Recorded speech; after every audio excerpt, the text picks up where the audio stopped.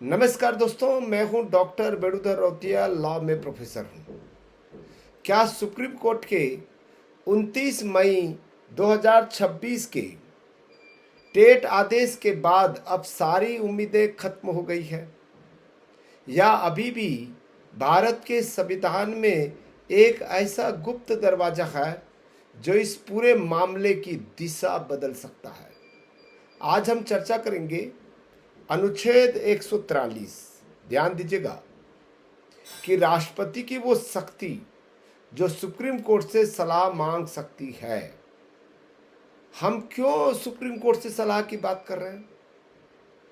क्योंकि double bench में review petition खारिज हुई है और रिव्यू पिटीशन के बाद में हम क्यूरेटिव पिटीशन दायर कर सकते हैं।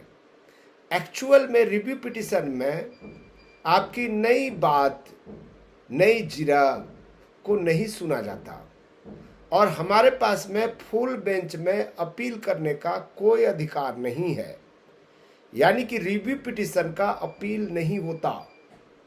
और यदि ये मामला फुल बेंच में जाएगा और आरटी एक्ट, जो अमेंडमेंट एक्ट है 2017 की धारा 23(1) और 23(2), ठीक है, इसकी व्याख्या किया जाए, टीचर्स में क्या क्या आते हैं, मिनिमम क्वालिफिकेशन में क्या क्या आते हैं, और हमारे पास में वो दस्तावेज है जिससे आपको स्टे 100% मिल सकता है। लेकिन हम चाहते हैं कि ये मामला फुल बेंच में जाए, और फुल बेंच में जाने का हमारे पास में एक रास्ता है, वो है अनुच्छेद 143। याद रखिएगा, राष्ट्रपति को सुप्रीम कोर्ट से, ठीक है, विधिक सलाह लेने का अधिकार है। यानी कि राष्ट्रपति की वो शक्ति जो सुप्रीम कोर्ट से सलाह मांग सकती है, क्या राष्ट्रपति इस मामले में दखल दे सकते हैं? क्या एक फुल बेंच फिर से इस पर सुनवाई कर सकती है? आज का विश्लेषण इसी कानूनी संभावना है। दोस्तों, ऐसा पहले भी हुआ है, याद रखिएगा, ठीक है, ऐसा पहले भी हुआ है और एजुकेशन से रिलेटेड है वो, उसको भी हम आपको बताएंगे। आप अंत तक बने रहें, ठीक है, आपको स्टे मिलेगा ही। हम सबसे पहला समझते हैं अनुच्छेद 143 क्या है।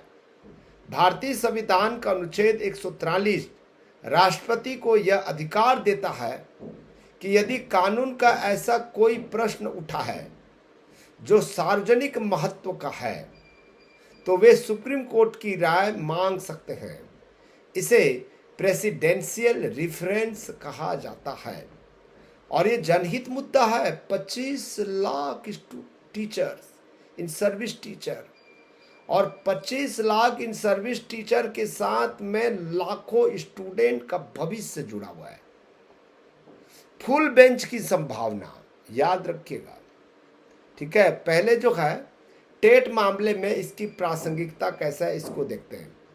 चूंकि टेट अनिवार्यता का मुद्दा लाखों शिक्षकों के भविष्य और शिक्षा के अधिकार से जुड़ा है, इसलिए यह निश्चित रूप से सार्वजनिक महत्व का विषय है।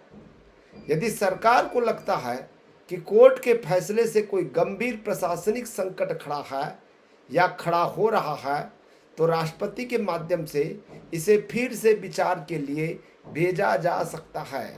ये मामला इसलिए जा सकता है क्योंकि इस मामले में, ठीक है, 20 से 25 स्टेट पार्टी थे रिव्यू पिटीशन में।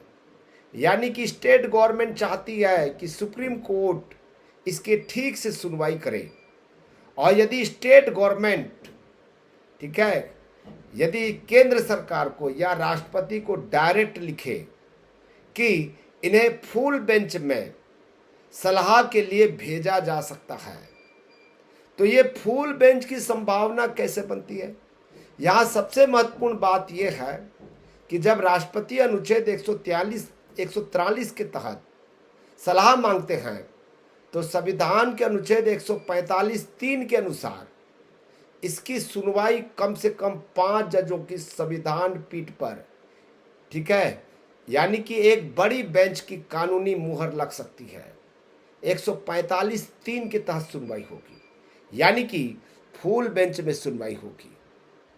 इसकी कानूनी सीमाएं भी है, लेकिन आपको ध्यान रखना है कि सुप्रीम कोर्ट की यह राय सलाहकारी होती है, यानी राष्ट्रपति इसे मानने के लिए बाध्य नहीं है, ठीक है। साथ ही कोर्ट भी राय देने से मना कर सकता है अगर उसे लगे कि प्रश्न स्पष्ट नहीं है। समझ रहे हैं मेरी बात? तो क्या सरकार इस रास्ते को अपनाएगी?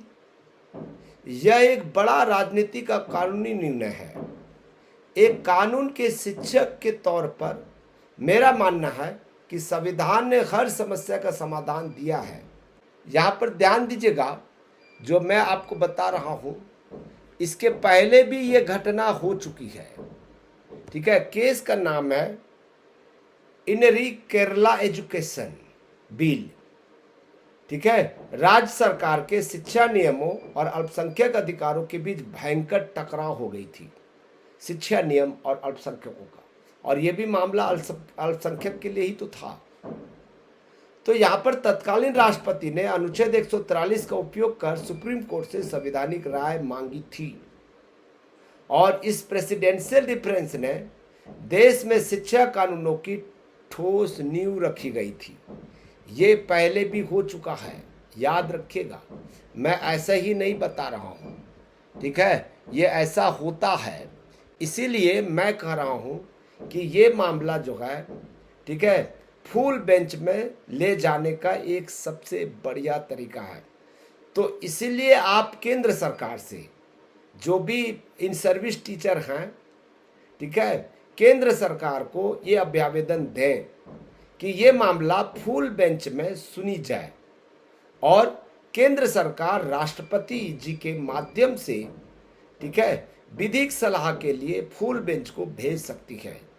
और फुल बेंच में जब ये मामला जाएगा, बस जस्टिस दीपांकर दत्ता न रहे, ठीक है। उनको जो है एक ही बात, जैसे तोता रटा रहता है ना, राम राम, तो वैसे ही उन्होंने जो है एक ही बात को जो है रट लगा कर रखा हुआ है कि 23(1) और 23(2) में, ठीक है, टेट अनिवार्य है बोलता है, जबकि 23(1) और 23(2) में और प्रोविजो में कहीं पर भी टेट शब्द का प्रयोग नहीं किया है। मिनिमम क्वालिफिकेशन की बात कर रहा है, और मिनिमम क्वालिफिकेशन में डीएड और बीएड आता है, प्रशिक्षण आता है, ब्रिज कोर्स आता है, न कि टेट आता है। यही बात यदि सुप्रीम कोर्ट के फुल बेंच में रख देंगे तो इसकी अच्छे ढंग से व्याख्या हो जाएगी। और 25 लाख इन सर्विस टीचर हैं, उनके परिवार हैं, इतने सारे लाखों स्टूडेंट्स हैं जिनका कैरियर, जिनका भविष्य, जिनका जीविकोपार्जन समाप्त न हो। दोस्तों, इस वीडियो को इतना शेयर करें ताकि हर टीचर को ये समझ में आ जाए, ठीक है, और भारत सरकार तक ये जो न्यूज है वहां तक पहुंचे, ठीक है। दोस्तों, आपको ठीक लगे तो आप सब्सक्राइब भी जरूर कर सकते हैं। Thank you.